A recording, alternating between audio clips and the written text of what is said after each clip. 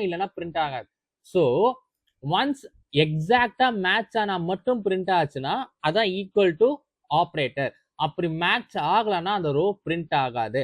So ஒரு exact match வேணும்னா நம்ம யூஸ் பண்ற ஆப்ரேட்டர் பார்த்தீங்கன்னா ஈக்குவல் டு ஆப்ரேட்டர். ஓகேவா? Next not equal to operator.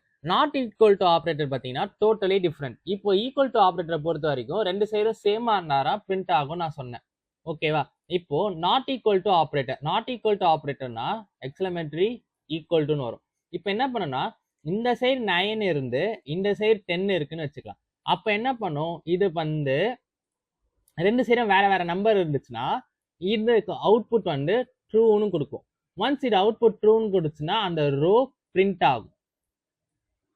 அதுவே ரெண்டு சைடுமே ஒரே நம்பர் இருக்குன்னு வச்சுக்கலாம். ரெண்டு சைடுமே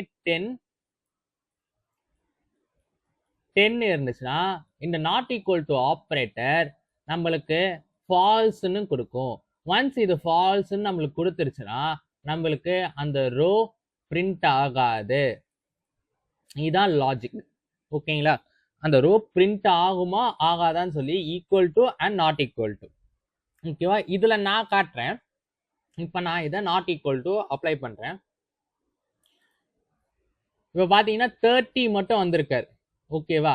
30 இல்லாத மிச்ச எல்லா ஏஜுமே பிரிண்ட் ஆயிருக்கும். ஓகேவா?